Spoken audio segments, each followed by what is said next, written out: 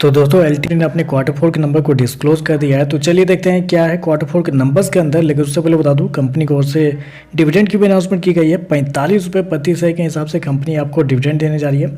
चलिए कंपनी के नंबर को देख लेते हैं। डाटा मिलियंस में मैं आपको क्रोस में बता रहा हूँ। तो देखिए पिछले क्वार्टर में कंपनी ने 9,660 करोड़ के आसपास का रेवेन्यू जनरेट किया था ऑपरेशन के थ्रू। पिछले साल देखते हैं तो 8,892 करोड़ के आसपास, जबकि अभी देखें तो बढ़ के 9,771 करोड़ कंपनी का जो रेवेन्यू है वो आपको जाता हुआ देखने को मिला। तो साल से साल चाहते हैं तो साल से साल कंपनी के रेवेन्यू के अंदर एक अच्छी खासी तेजी आपको देखने को मिली। लगभग बोल सकते हैं 10% के आसपास का जंप आपको देखने को मिला है। जबकि क्वार्टरली बेस पे आते हैं तो क्वार्टरली बेस पे लगभग 1% के आसपास की तेजी है। तो क्वार्टरली बेस पर हल्का सा बढ़ा है, लेकिन साल से साल एक अच्छी खासी तेजी आपको देखने को मिल रही है। कंपनी शो कितना किया है, 9,771 करोड़ के आसपास का रेवेन्यू इस क्वार्टर में, जबकि मार्केट का अनुमान था लगभग 9,855 करोड़ के आसपास। तो आप कह सकते हैं जितना मार्केट का अनुमान था उसके आसपास ही कंपनी का रेवेन्यू आपको आता हुआ देखने को मिल रहा है। चलिए कंपनी खर्चे क्या निकलते हैं वो देखते हैं। तो देखिए पिछले क्वार्टर में कंपनी 8,400 करोड़ खर्च की थी, पिछले साल 7,652 करोड़, जबकि अभी देखें तो कंपनी खर्चे 8,493 करोड़ आपको जाता हुआ देखने को मिला। तो खर्चे भी देखें तो खर्चे भी कंपनी के ठीक है, कंट्रोल में आपको देखने को मिल रहा है।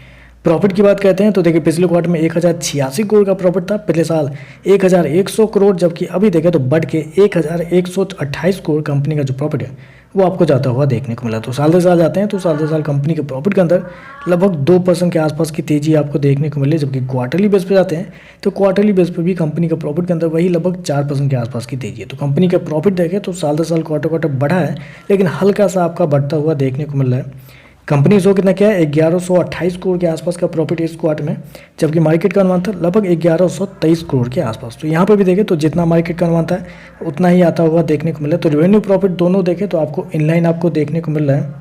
और अगर कंपनी के मार्जिन की बात करते हैं तो पिछले साल कंपनी का मार्जिन था 12.37, पिछले क्वार्टर में कंपनी का जो मार्जिन था वो था 11.24, जबकि इस क्वार्टर में देखते हैं तो कंपनी का जो मार्जिन है वो आपका 12.56 आपको जाता हुआ देखने को मिलता है। आप कह सकते हैं साल दो साल क्वार्टर क्वार्टर कंपनी के जो मार्जिन है वो आपको बढ़ते हुए देखने को मिले, जो कि एक अच्छी बात है। यहाँ पे ईपीएस की बात करते हैं तो देखिए पिछले क्वार्टर में लगभग 36.5 रुपये के आसपास, पिछले साल 37 रुपये, अभी देखें तो 38 रुपये आपको जाता हुआ देखने को मिल रहा है। और इस हिसाब से देखते हैं तो जिस प्राइस पर आपको शेयर आपको ट्रेड करता हुआ देखने को मिल रहा है 4,537 पे, वैसे में करंट मार्केट प्राइस पे जो पी निकल के आता है वो आपका निकल के आता है 29 के आसपास। तो आप कह सकते हैं सारा कुछ आपको देखने को अच्छा मिल रहा है।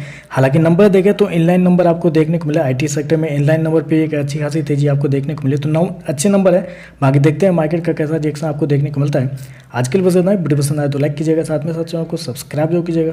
धन्यवाद।